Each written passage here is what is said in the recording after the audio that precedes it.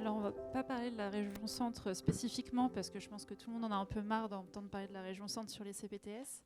Mais ça va être aussi beaucoup le retour des échanges qu'on a eus au travers de la commission exercice coordonné et puis des échanges qu'on a aussi entre salariés des unions sur les CPTS. Donc déjà, juste en contexte pour essayer de répondre un tout petit peu à la question CPTS, échec ou réussite, mais vous verrez que notre propos ne se concentre pas tellement là-dessus. On a ressorti du coup la cartographie de la dernière CPN sur la CI CPTS, où on voit du coup le pourcentage de couverture de la population par une CPTS. Donc aujourd'hui, on a 437 CPTS qui ont signé leur ACI et environ 300 CPTS qui sont en projet. Donc pour rappel, il y a un objectif fixé par le président de 1000 CPTS d'ici fin 2023. Donc on n'y est pas tout à fait. Donc en élément aussi de contexte, c'était de rappeler les travaux de la CN sur l'exercice coordonné et plus spécifiquement sur les CPTS. Donc il y a une commission qui existe depuis 2020 maintenant, qui est coordonnée historiquement par la région Centre-Val de Loire, donc initialement par le docteur Rogès et puis maintenant par le docteur Gervais, qui est avant tout un espace d'échange du coup sur nos modalités d'accompagnement des exercices coordonnés au sens large, le rôle des URPS en la matière. Et qui est aussi un endroit où on va discuter de sujets plus, alors vis-à-vis des CPTS, plus politiques et juridiques. Donc on fait remonter régulièrement des questions s'agissant des CPTS auprès de Maître Cormier. Récemment, c'était par rapport à l'avenant 2 et justement à la on va dire l'inéquité qu'il y avait entre CPTS qui disposaient d'un SAS et celles qui n'en avaient pas. Donc voilà, c'est aussi ça le rôle de la commission, c'est de pouvoir identifier des sujets qui se posent sur les territoires et les faire remonter au niveau national. Il y a aussi une dynamique forte entre équipes salariées. On a eu plusieurs échanges bilatéraux, multilatéraux, entre plusieurs régions particulièrement investies sur les CPTS. Donc voilà, on échange sur l'accompagnement, sur comment on accompagne aussi dans l'adhésion à l'ACI, sur ce qu'on fait pour animer les communautés de CPTS. Donc voilà, il y a beaucoup de partages qui se font entre équipes et désormais on organise aussi un séminaire PEPS, donc c'est le séminaire des salariés URPS qui est dédié au CPTS. Donc on a fait un premier webinaire il y a quelques mois sur justement le rôle des URPS par rapport au CPTS et comment on faisait pour accompagner dans les nouvelles missions qui étaient la mise en place des SAS et la gestion de crise. Donc, par rapport au rôle des URPS, de ce qui ressort de nos échanges, faut déjà rappeler un point important et qui, je pense, est déterminant aujourd'hui sur le positionnement des URPS et du coup, les différences qui existent entre régions, c'est un investissement initial d'un certain nombre du RPS ML sur le sujet. Donc pour rappel, il y a eu un travail cartographique qui a été réalisé avec l'ISPL et aussi notre région via Charlotte de Fongalan, qui est géographe de la santé et qui a fait des cartographies sur la base des flux de patientèle et qui permettait de préidentifier les territoires pertinents de CPTS. Donc ça, c'est un travail qu'on a mené aussi en commun via l'ACN. Aussi, en fonction des URPS, il y a eu un investissement financier important sur les CPTS, notamment le recrutement de chargés de mission, de coordinateurs. On voit que voilà, l'effort financier, entre guillemets, a été variable d'une union à l'autre, mais ce qui explique aussi les différences qu'on constate aujourd'hui. Des investissements qui passaient par une embauche directement par les URPSML ou via d'autres fédérations ou d'autres associations dont les URPSML sont adhérents. Un élément déterminant, et là je parle plutôt de notre expérience en région Centre-Val de Loire, ça a été surtout l'investissement des élus médecins ou aussi leaders syndicaux sur les territoires, leur investissement pour aller promouvoir le dispositif, en donner leur lecture et du coup mobiliser les médecins autour du dispositif. Nous en région Centre, on en reparlera tout à l'heure, on a été affectés par le mouvement des médecins pour demain, mais néanmoins on a une très forte adhésion des médecins au sein des CPTS. On a un taux d'adhésion des médecins en moyenne qui est autour de 60-65% dans les CPTS de notre région, donc qui reste assez important. Et ça, c'est un investissement qui doit continuer selon nous aussi pour faire en sorte aussi qu'il y ait ce point de vigilance des élus URPS, Nathalie en reparlera tout à l'heure, mais par rapport à des CPTS très jeunes, avec des leaders aussi assez jeunes et pas forcément rompus aux enjeux politiques autour des CPTS, c'est important d'avoir des élus qui se mobilisent et qui sont là pour rappeler aussi le cadre et les enjeux. Un autre déterminant par rapport à l'investissement des URPS, c'est d'y aller en pluripro. Donc là aussi, c'est la région Centre qui parle. Le fait d'y aller avec une fédération, une inter-URPS, ça donne aussi beaucoup plus de poids et de légitimité à ces CPTS. Et aussi de manière concertée avec les autres structures et fédérations régionales. Ce qu'on constate d'une région à l'autre, c'est aussi une concurrence qu'il y a pu avoir dans l'accompagnement des CPTS sur le terrain, avec notamment les fédérations des maisons de santé, par exemple. Donc on voit qu'il y a un enjeu fort et ça se structure dans un certain nombre de régions là où il y avait une concurrence, il y a des partenariats qui se lient. Et là, on voit bien qu'il faut aussi y aller groupé en termes d'accompagnement. Et puis, un déterminant important, c'est le partenariat ARS Assurance Maladie. Donc là aussi, je vais parler un petit peu de la région. C'est une relation de confiance initiale et qui se construit et qui s'entretient. En région Centre, pour le coup, globalement, on a des relations qui sont plutôt bonnes et une confiance, en tout cas, de l'ARS et de l'assurance maladie dans notre accompagnement vis-à-vis des CPTS. Cela n'empêche qu'avec certaines caisses, dans certains départements, les échanges sont beaucoup plus tendus et qu'il y a un certain nombre de sujets qui doivent remonter à la CNAM. Mais voilà, en tout cas, on voit bien qu'un élément de succès des CPTS, c'est aussi ce partenariat. Et enfin, pour terminer sur le rôle des URPS, ce qu'on retient de nos échanges aussi, c'est l'importance de construire une communauté régionale des CPTS et que les URPS soient vraiment à l'initiative de la construction de cette communauté. Ça nécessite de travailler sur la posture des URPS, c'est-à-dire de ne pas être dans une logique qui est descendante, trop encadrante. Nous, en tout cas, ce qui semble avoir été facteur de succès chez nous, c'est le fait d'être vraiment dans une approche où on va aller recenser les besoins de terrain, on va essayer de les porter au niveau régional auprès des interlocuteurs que sont l'ARS et l'assurance maladie, d'être vraiment dans le soutien, également dans la mutualisation. On est convaincu aussi que les échanges entre CPTS organisés par l'URPS, ça permet d'avoir un cadre de discussion et de pouvoir en ressortir des éléments structurants qui sont cohérents, qui sont aussi en phase avec les enjeux qui se posent. Nous, par rapport au SAS, on a fait un certain nombre d'échanges avec les CPTS pour amener un certain nombre de points de vigilance, tout en respectant, bien sûr, des modalités différentes de structuration. Mais là, on voit bien le rôle important qu'a eu l'URPS qui fait qu'aujourd'hui, on a une bonne visibilité de ce qui se passe dans chaque SAS ou projet de SAS de notre région et une confiance aussi des CPTS dans notre expertise sur le sujet. Donc c'est un autre point qu'on voulait souligner, c'est l'importance que les URPS apportent une expertise qui est légitime sur un certain nombre de sujets. C'est comme ça aussi qu'on construit ce lien de confiance avec les CPTS et qu'on fixe aussi un cadre qui est important pour ces organisations qui, je rappelle, sont très jeunes et qui, des fois, peuvent avoir certaines dérives. Donc c'est important aussi d'avoir ce regard via l'apport d'expertise. Donc là, pour répondre à la question sur échec ou réussite, on conclut, nous, que globalement, c'est probablement beaucoup trop tôt pour répondre et qu'on va essayer de rester dans une dynamique de réussite, bien sûr. On est à un tournant.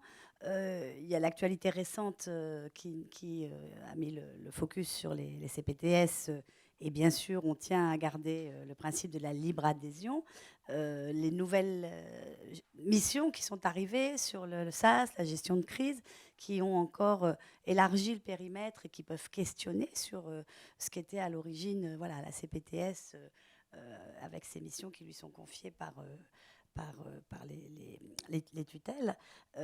On est sur, quand on parle des CPTS, ça veut tout dire et rien dire parce qu'on est sur des structures qui ont une dynamique extrêmement différente selon les territoires.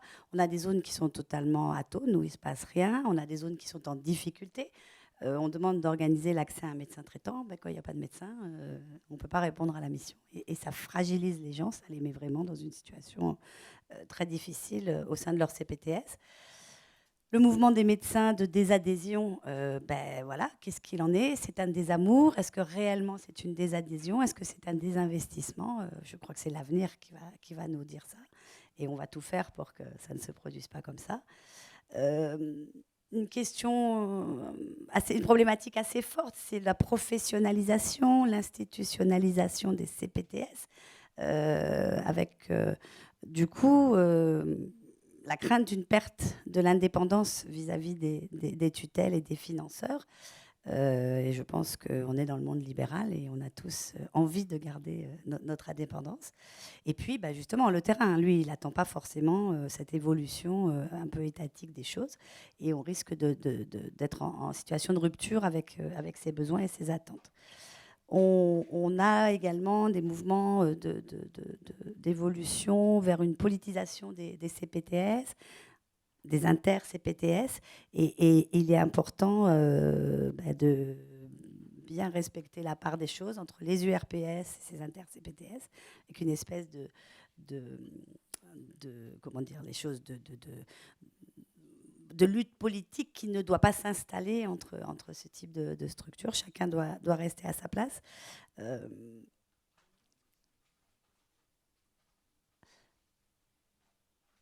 Oui, j'avais tout dit.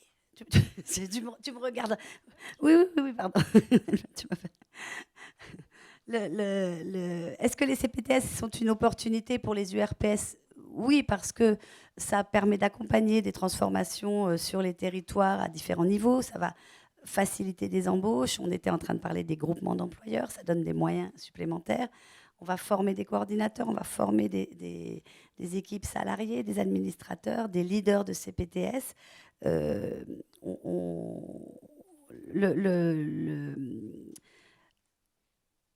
ne sais plus ce que je voulais dire, excusez-moi. Donc, c'est des choses qui vont faire qu'on va aller dans une dynamique importante. On va animer la communauté, comme tu le disais, pour favoriser les partages d'expériences, le soutien mutuel. Notre URPS finance d'ailleurs en partie ces interdépartementales. Et donc, il faut les soutenir pour qu'elles gardent un petit peu la suprématie, qu'elles traduisent le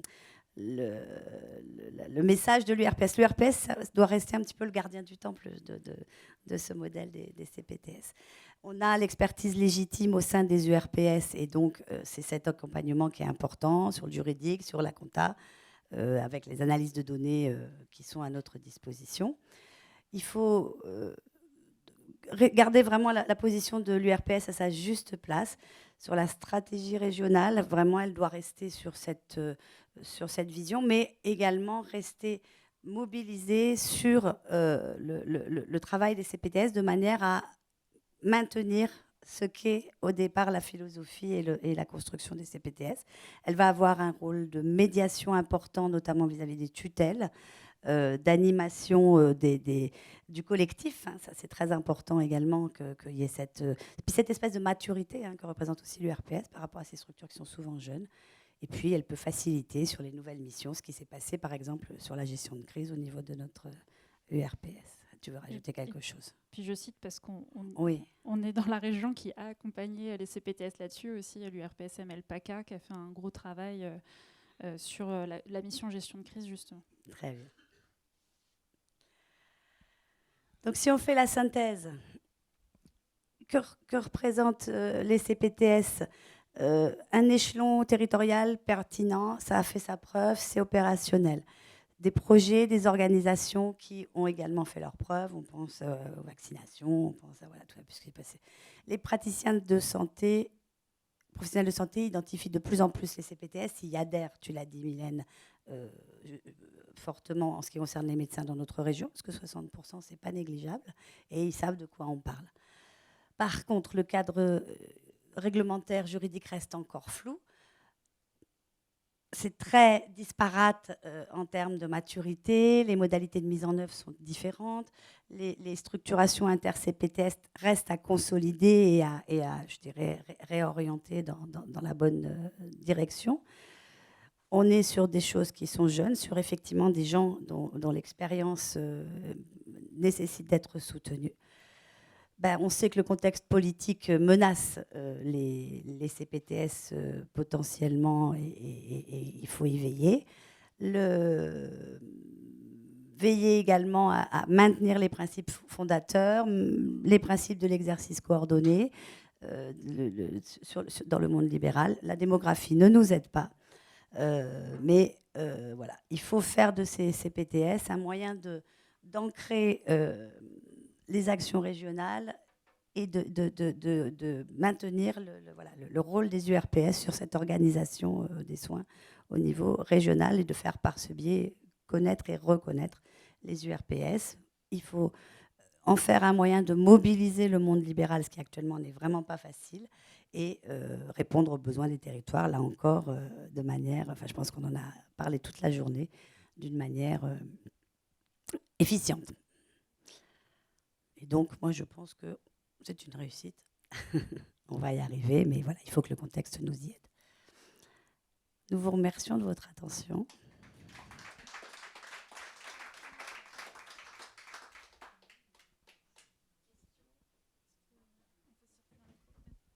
Docteur Adnaud, vous étiez le premier à avoir levé la main.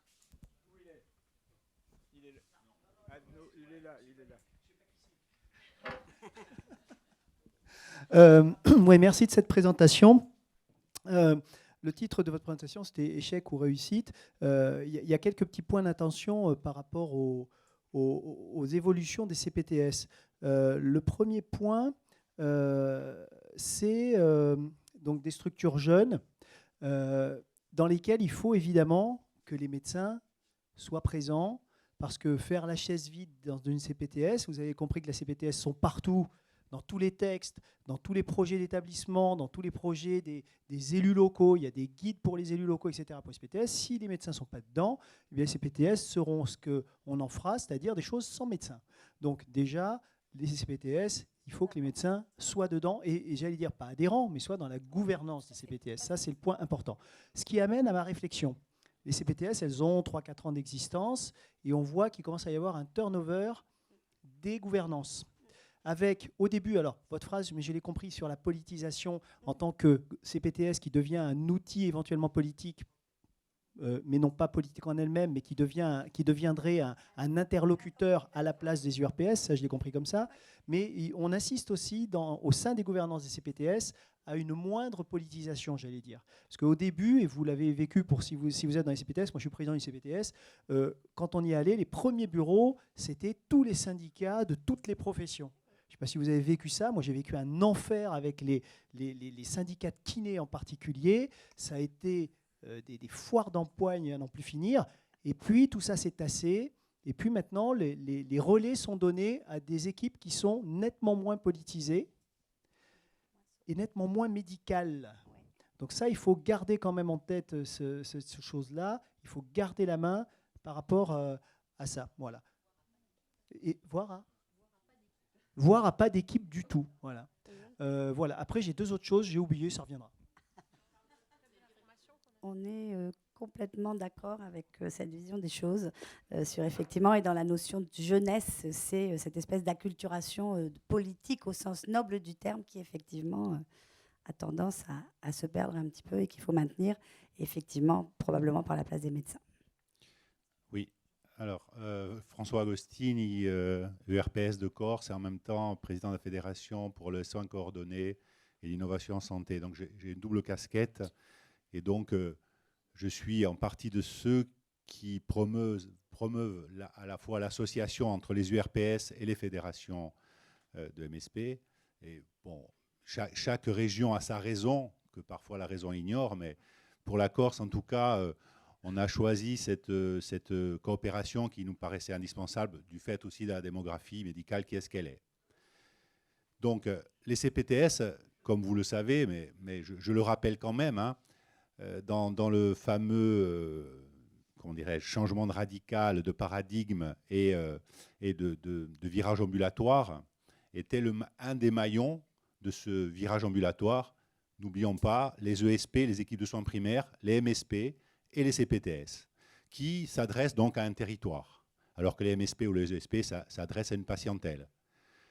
Donc, la maturation d'une CPTS, elle avait du sens lorsque elle était l'émanation des équipes de soins sur les territoires qui avaient besoin à un moment donné de grandir et donc de se faire comme cela. Alors, la difficulté, a priori, d'après ce que je sens, ce que je vois, c'est lorsque les CPTS ne sont pas cette émanation-là, mais l'injonction d'une ARS ou d'un État ou d'un gouvernement. Donc déjà, c'est un petit problème, à mon avis. Ensuite, en effet, je vois dans les faiblesses les dévoiements des principes fondamentaux des CPTS et de l'exercice coordonné. Je crois qu'il faut rester focus là-dessus, quoi. Et en effet, les médecins, la profession médicale doit être au cœur des CPTS. Si possible, en avoir la gouvernance. Ne nous cachons pas, hein, il faut être au cœur et en avoir la gouvernance. Et après, évidemment, le financeur, c'est celui qui commande souvent. Donc, c'est l'ARS qui finance. Donc, la difficulté, elle est là. Comment garder notre indépendance entre guillemets, ou notre autonomie, disons, par rapport aux financeurs? Il va falloir être très solide. Pour l'être, il faut être politique.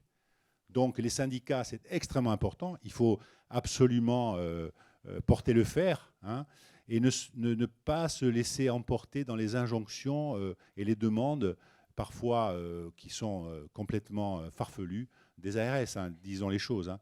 Donc, notre objectif, nous encore, c'est, pour l'instant, vous avez vu, il n'y en a pas beaucoup, il n'y en a qu'une, hein, dans un petit territoire.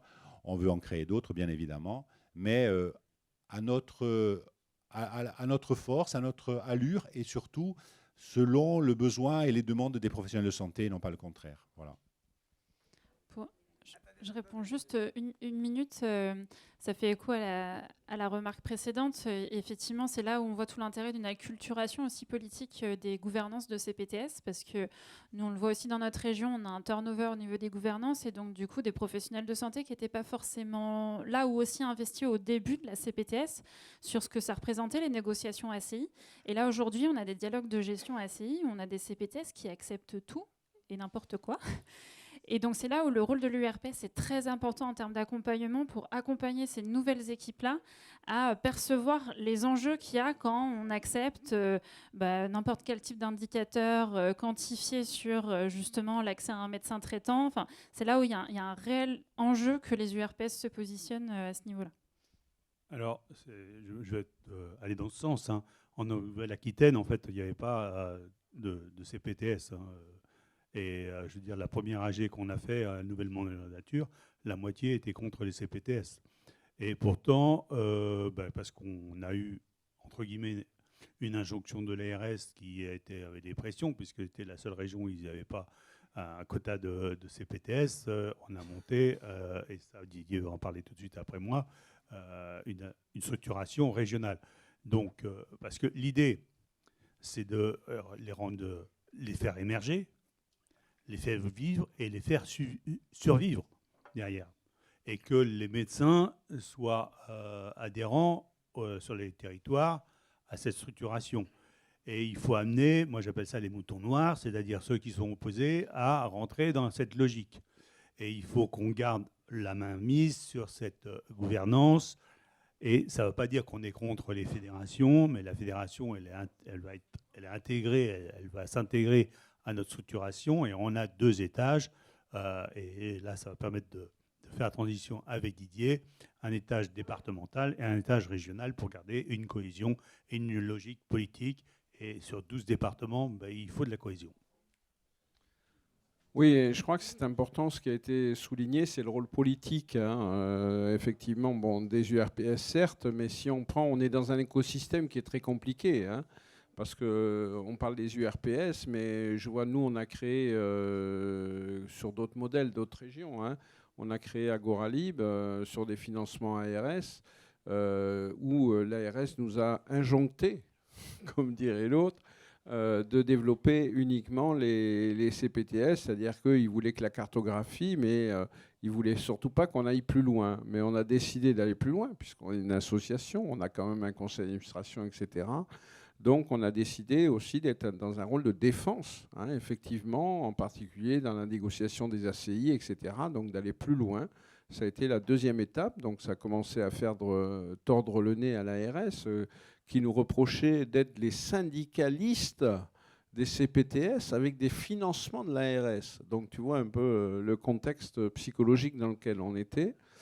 Donc on a franchi cette deuxième vague qu'on a pris sur la tête et on a décidé de donner un rôle politique à Agoralib, c'est-à-dire qu'on a contacté au final avec Santé, on a contacté la Fédération nationale des CPTS, on a contacté la FEDAC, la Fédération départementale des DAC, et on a décidé de les intégrer. Enfin, on leur a proposé d'intégrer la structure Agoralib justement pour devenir une force politique libérale où de toutes ces structures, qu'elles soient des fédérations, donc des fédérations purement techniques, mais aussi toutes les URPS. On a toutes les URPS, tous les professionnels dans cette structure-là, et on va lui donner une dimension politique. Et on a passé cette troisième étape. On va prendre une nouvelle vague sur la tête dans pas longtemps, parce qu'on contrecarre les projets de l'ARS, qui étaient de fonder un GIP, d'accord, où ils allaient faire absorber Agoralib, absorber avec Santé, mettre la caisse d'assurance maladie, l'ARS, et donc chapeauter tout ça, une sorte de holding de contrôle qu'ils voulaient faire. Et on est allé plus vite qu'eux, puisqu'on avance là-dessus, et avec des financements l'ARS. Bon, il nous reste 2 ans de ces pommes. Après, ils vont peut-être nous couper les vivres, mais à mon avis, politiquement, il ne pourra pas nous couper les vivres, parce que comme on représentera tout le monde, on arrêtera tout le système, et donc on deviendra une force politique. Donc je crois que c'est important ce que vous avez évoqué, mais je crois que ça doit être une composante qui doit être nationale. On doit tous être dans cette logique-là, parce qu'on va se faire bouffer. La CPTS est un outil qui effectivement va s'institutionnaliser, qui est un outil qu'on peut manipuler à notre avantage, nous les libéraux, mais pas sous les injonctions, effectivement. Mais pour ne pas être sous les injonctions, il faut se regrouper et regrouper tous ces gens-là. Ça n'a pas été évident de regrouper la Fédération nationale des CPTS, ça n'a pas été évident d'avoir avec Santé avec nous. Ils sont venus en pointillé, là ça va un peu mieux, on a eu moins de problèmes avec la Fédération des DAC, mais c'est pas gagné, quoi. Et puis on a joué sur cette carte politique, soyons tous ensemble unis pour politiquement peser et effectivement ne pas subir les injonctions de la CEPAM et de l'ARS.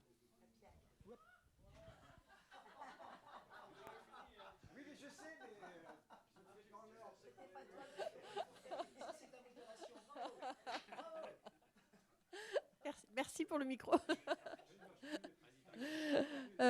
Moi, je suis élue URPS PACA, donc comme je vous l'ai dit, je m'occupe pas mal d'exercices coordonnés. Ici, on a beaucoup accompagné les CPTS, on a un bon maillage sur le territoire. Et on a aussi on a une structure d'accompagnement, donc on a accompagné beaucoup de CPTS à l'URPS Médecins. On essaye de maintenir ce lien, cette animation territoriale. On a aussi créé une formation des coordinateurs, une formation nationale, diplômante. On en est à la 3e promotion. C'est une formation qui est cofinancée avec le conseil régional notamment. Et on commence dans cette animation territoriale, depuis un petit moment, on a quand même ces tensions en fait, on sent ces tensions entre les gouvernances et les coordinateurs qui veulent devenir des directeurs. Bon, et du coup, je voulais savoir un peu, vous, ce que vous proposez en termes de formation des leaders. J'ai vu que vous avez marqué ça, formation des leaders, des administrateurs, parce que nous, c'est une question qu'on se pose. Et c'est vrai qu'on a besoin de les former pour qu'ils soient, qu'ils soient compétents pour diriger, pour gouverner leur CPTS. Et pour compléter ce que vient de dire Florence, dans l'URPS ML PACA, en région PACA, il existe un club des CPTS qu'on co-anime, et on a exigé de l'ARS que l'URPS co-anime ce club CPTS avec l'ARS. Parce qu'on se rend compte, comme disait Florence, que les directeurs et directrices maintenant, puisque ça y est, c'est arrivé, ce qui était Cordo, deviennent directeurs et directrices de CPTS, deviennent des interlocuteurs un peu privilégiés de l'ARS. Et comme disait notre confrère Agostini, il faut qu'on sache ce qu'on veut. Et quand les interlocuteurs, ce n'est plus les docteurs dans les gouvernances CPTS, mais que c'est les directeurs ou directrices de CPTS, il y a quelque chose qui coince. Et donc, dans ce club URPS ARS, ce club CPTS, on fait de la formation et de l'information à ces directeurs et à ces directrices qui nous veulent du bien, mais toujours, évidemment, vous l'avez bien compris, en disant que c'est très important qu'il y ait le corps médical dans la gouvernance des CPTS. Il y a un axe de formation, c'est la 4e année de médecine générale. C'est-à-dire qu'on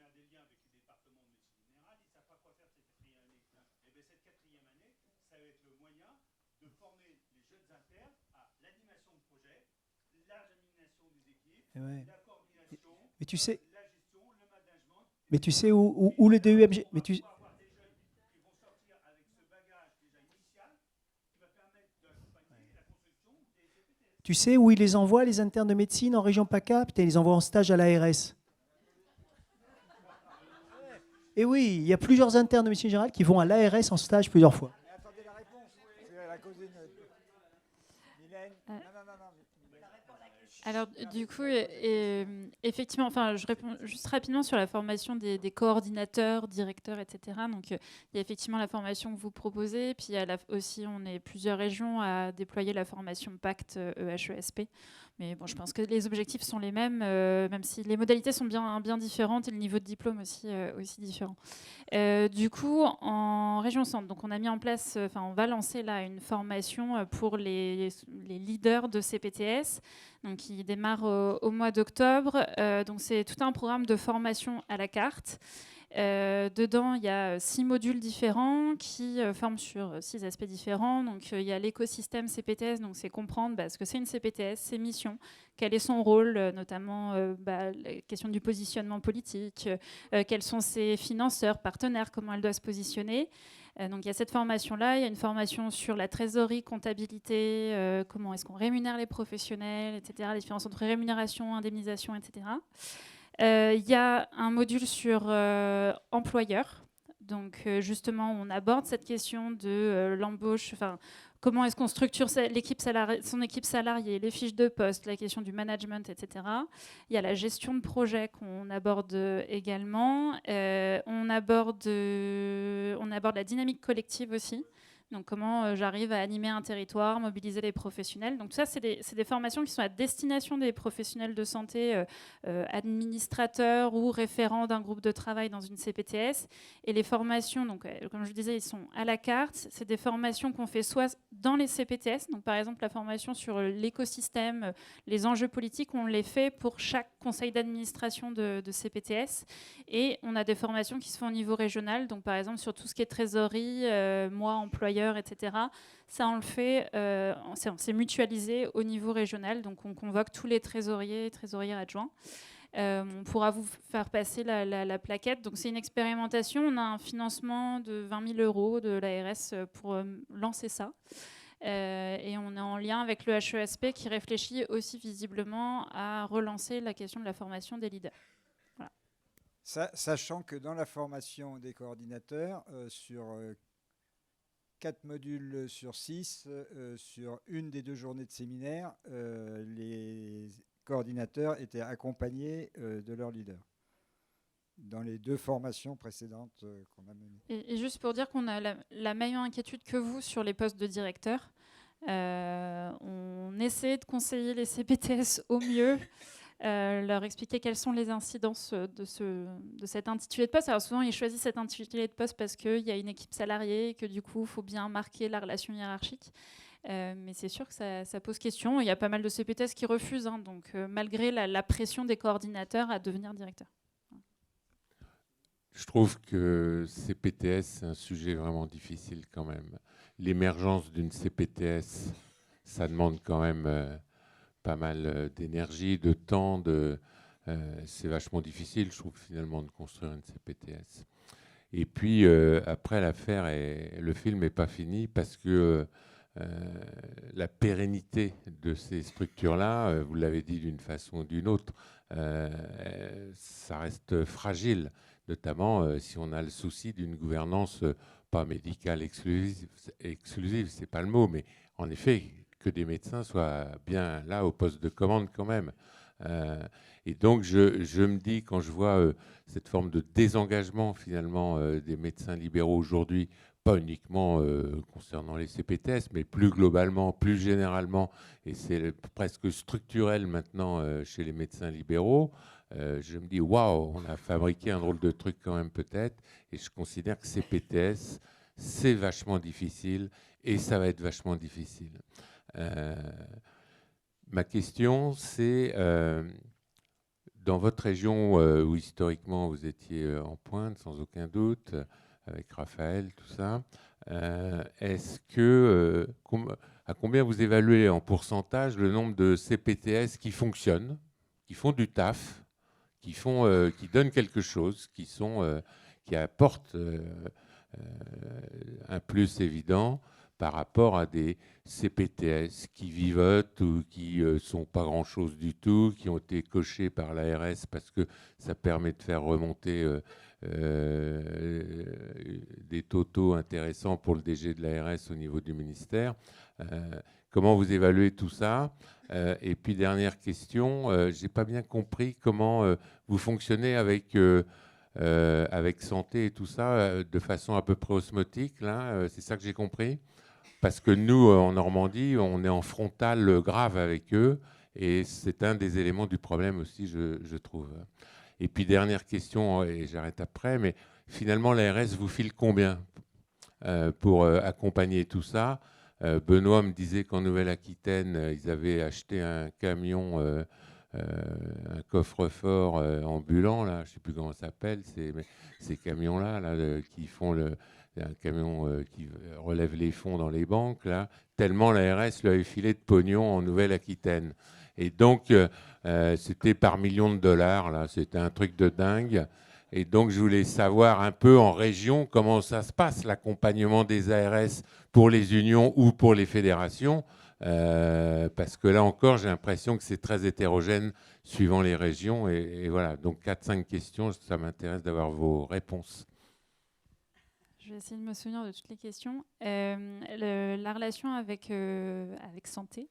Donc, nous, je pense que c'est une particularité régionale, c'est qu'on a une fédération des maisons de santé qui est historiquement, je suis désolée, docteur Bidot, assez faible, parce qu'il fait partie de la fédération des maisons de santé, et qui du coup n'était pas en capacité de prendre le sujet des CPTS quand la fédération des URPS a décidé de s'investir sur les CPTS. Donc finalement, le deal de départ qui était vous occuper des MSP et nous des CPTS, il a été quand même relativement simple. Mais ça, je pense que c'est une particularité de chez nous qui est liée au fait que voilà, la fédération n'est pas très structurée. Enfin, elle est en train de se structurer, mais elle ne l'est pas tellement aujourd'hui. Pour la question des financements, en région centre, donc on a un CEPOM que depuis janvier. Là. Donc avant, c'était complètement autofinancé par l'URPS médecin, l'accompagnement des CPTS. Donc on a sorti à peu près 1,4 million, 1,5 million pour l'accompagnement. Donc là, on a un financement qui, pour les CPTS, équivaut à peu près à 120 000 €. Qui nous permet de financer le poste de coordination. Non, ce que touche la fédération des URPS pour accompagner les CPTS en région aujourd'hui. Pour maintenir la dynamique, donc ça nous permet de financer notre poste de coordination régionale, on a du temps de com et tout ce qui est organisation, vous appelez ça club CPTS, nous c'est les rencontres régionales, rencontres départementales CPTS, ateliers, etc. Donc ça nous permet de couvrir ça. Par contre, l'URPS médecin a décidé de continuer à financer sur ses fonds propres, donc une partie des postes sur les CPTS et surtout une journée par semaine de coordination départementale dans chaque inter-CPTS. Donc voilà, donc ça c'est un engagement financier de l'URPS médecin depuis l'année dernière. Tout ça, alors on a décidé de continuer à le financer sur fonds propres pour garder la main justement et pas être dépendant de l'ARS et que tout passe pas par le CEPOM. Et la dernière question sur le taux de réussite, on va dire. Moi, de ce que je vois dans notre région, c'est globalement, je pense que la majorité des CPTS fonctionnent. Qu'elles commencent à gagner en maturité. La crise Covid est passée par là, donc ça leur a permis quand même d'atteindre un niveau de structuration quand même assez important. On a aujourd'hui une vingtaine de coordinateurs qui sont formés, donc du coup, pareil, ça roule aussi au niveau des équipes salariées. Par contre, là où on a des difficultés, c'est les CPTS urbaines. Tours, Blois, Orléans, Chartres, Bourges, ça reste une exception, mais c'est quand même pas simple. Globalement, parce que je pense déjà il y a une histoire de taille, et puis c'est les projets qui portent. On voit dans les autres CPTS plus rural ou semi-rural, on a des projets assez structurants en termes d'organisation des soins, donc qui sont très investis sur les soins non programmés, sur la structuration de parcours, etc. Et sur les CPTS urbaines, comme ils ont du mal à mobiliser, du coup, ils portent des projets qui sont quasiment des sujets de niche. et qui vont aller mobiliser quelques kinés, diètes, etc. Et c'est d'ailleurs des CPTS où ils ont beaucoup de mal à mobiliser les médecins. Ouais. Et c'est tout à fait. Donc finalement, les autres fonctionnent très bien. On sent qu'il y a une cohérence de territoire, il y a une identification très forte des professionnels de santé à leur CPTS. Par contre, en zone urbaine, on voit que ça ne prend pas. Alors après, est-ce qu'il faudrait peut-être les redécouper ou alors faudrait... C'est que les besoins ne sont pas bien identifiés, c'est tout. Effectivement, moi, je suis dans une des CPTS urbaines où, globalement, c'est presque chaque membre du bureau qui va avoir son petit sujet, selon que c'est un kiné, une ortho, un machin. Et moi, quand je suis arrivée, je me suis dit, mais c'est quoi ce truc? J'ai trouvé ça complètement aberrant. Mais parce que probablement, ils n'ont pas fait le travail de sonder, du coup, sur ce grand territoire. C'est toute la métropole de Tours, c'est énorme.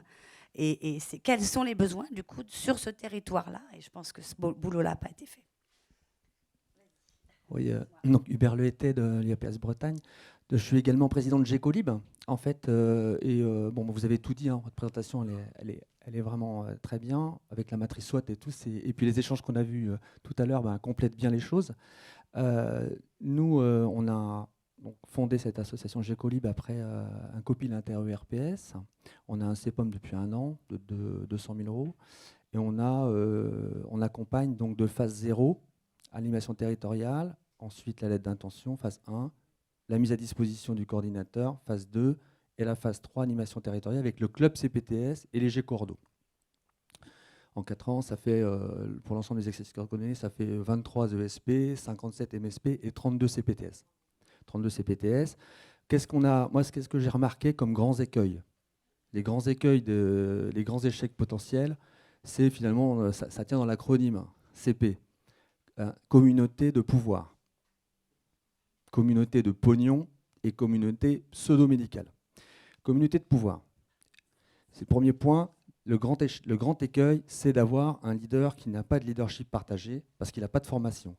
Les leaders portent les CPTS sans formation. Il faut voir ce que c'est presque surhumain. Ils s'épuisent. Qu'est-ce qui se passe? Le curseur du pouvoir vient progressivement sur le coordonnateur, qui, lui, est formé en boucle avec les caisses. D'accord? Donc là, il faut toujours être en contact de ce leadership. Alors, en impulsant depuis 2 ou 3 ans l'idée de cette formation leader, mais qui ne vient pas, c'est pas faute de la demander encore. C'est pour ça qu'on a décidé de la faire par nous-mêmes. Voilà, parce qu'elle vient pas. Ça, c'est le premier point. Il faut aussi être en responsabilité parce que les URPS, c'est leur mission d'organiser les soins. Donc, on est en délégation de tâches. Hein.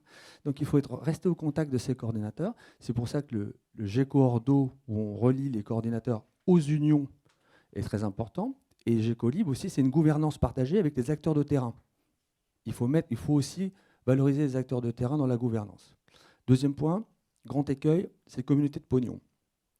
Il y a beaucoup d'argent et des professions qui n'en ont pas sont attirées, et bien évidemment, par ce dispositif-là. Donc, il faut être très vigilant par rapport à ça. Et pseudo-médical, c'est le sens de notre intervention au niveau du PRS. Parce qu'au niveau du PRS, nous, on a mis un indicateur de proportion de professions dans les CPTS. On a été jusqu'à la qualitatif et non pas un pourcentage de territoire couvert, parce que ça c'est trop facile.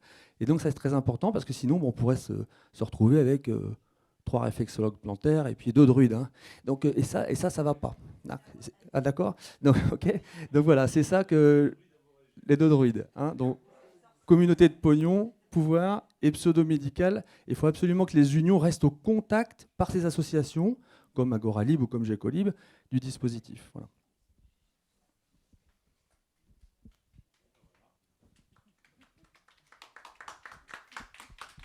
Le mot de la fin au président. Non, sûrement pas le mot de la fin, mais finalement, souvenez-vous, au début des CPTS, on avait dit c'est la fin des unions et que si on était DGRS, on dealerait directement avec des CPTS sur plein de sujets, plein de thématiques, plein de projets, et que finalement, l'URML du coin qui nous emmerde, on ne joue plus avec. Et donc, je considère que c'est théoriquement toujours possible et ça peut arriver comme ça. Ma question aussi, c'est donc les CPTS matures qui fonctionnent depuis un moment. Elles sont un peu en autonomie maintenant par rapport à vous ou est-ce que vous avez l'impression que vous les perdez de vue un peu? Est-ce qu'ils reviennent vers vous parce qu'ils ont besoin de vous? Comment vous voyez les choses? Non, je pense qu'on a une relation historique qui est très forte et ils reviennent vers nous régulièrement dès qu'ils ont des difficultés. Après, ils sont autonomes, hein, bien sûr, mais on a des liens quand même qui sont forts. Moi, ce qui m'inquiète à titre personnel, c'est que c'est moi qui ai accompagné ces premières CPTS, en fait. Donc, on a un lien qui est très interpersonnel. C'est-à-dire que demain, si je ne suis plus là, je ne sais pas dans quelle mesure ça tient à vraiment je pense que ça tient à la structure URPS, mais je pense que c'est aussi beaucoup une question de personnes et de réseau personnel. Et c'est vrai que c'est ça qui peut être compliqué et qui est fragile. Et même au sein des CPTS, on a beaucoup de CPTS qui tiennent parce que c'est lié à leur coordinateur historique. Et quand un coordinateur part, ça peut aussi bouleverser une dynamique. Et je pense qu'il faut quand même être conscient de ça, dans le sens où c'est des organisations jeunes, mais c'est aussi encore les mêmes personnes qui grenouillent autour de tout ça. Et du coup, dans quelle mesure ça peut résister justement à des turnovers de personnes, quelle que soit l'échelle. Bon, alors, moi, je vais faire une petite, un petit témoignage de ma petite région. Donc, c'est très beau, tout ce que vous nous dites. Dans notre région, ça ne se passe pas du tout comme ça. En fait, Auvergne-Rhône-Alpes, donc, la main est mise par le syndicat MG France, la fédération des CPTS. Bien évidemment, l'URPS a largement accompagné lors de la précédente mandature la formation des CPTS. Et puis, rapidement, ils se sont fédérés. Et donc, voilà. Donc, il y a des associations inter-CPTS qui appartiennent à la fédération des CPTS. Alors ça, c'est une première chose. C'est un constat. Pour essayer de contrecarrer cela, on a créé l'association des URPS. Donc, de toutes les 10 URPS de la région, pour essayer de rattraper un train qu'on avait déjà raté depuis un moment. On rame un peu parce que jusqu'il y a peu, nous avions un directeur d'AGARS qui ne nous aidait pas du tout. Donc, M. Graal est parti à la retraite, à l'HAS, et nous avons grand espoir que sa successeur nous aide un peu. Mais, sur un plan pratique, je rejoins quand même les craintes d'Antoine, parce qu'actuellement, il y a des cellules de crise, gestion de crise. Effectivement, sur certains territoires, les CPTS sont mises dans la boucle au même niveau que les établissements et les URPS. Donc, j'ai été alertée. Donc, je suis allée à l'ARS pour essayer de rattraper encore de l'information. Mais effectivement, naturellement, nous n'étions plus dans la boucle. Donc, il y a quand même quelque part un certain danger. Et puis, ce danger chez nous est aussi à mettre en relation avec le fait que des médecins ne se reconnaissent pas dans les CPTS parce que beaucoup aux mains d'autres professionnels de santé, les pharmaciens, les kinés, et que c'est pour eux une façon d'asseoir un certain pouvoir sur le pouvoir médical. Enfin, c'est en tout cas vécu comme tel. Donc moi, je reste toujours perplexe et dubitative vis-à-vis de l'engouement pour les CPTS. N'en déplaise à certains de mes confrères. Moi, je vous rejoins totalement là-dessus, parce que même si ça se passe globalement bien chez nous, on a exactement les mêmes problématiques sur typiquement les invitations à des réunions départementales ou régionales où du coup les URPS ne sont pas conviés alors que c'est des réunions qui concernent uniquement les médecins. Donc ça ne veut pas dire que les CPTS ne sont pas légitimes pour y participer, mais effectivement, on doit rappeler régulièrement, non, là c'est l'URPS qui doit être convié. Mais comme on a le même problème avec les ordres, des fois les ordres sont invités, on ne sait pas pourquoi. Voilà, c'est...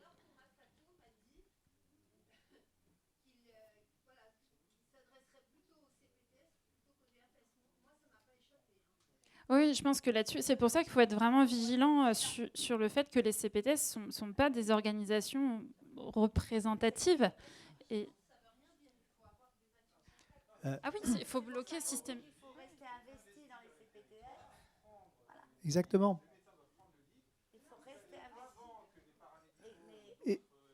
Et vous savez ce qui se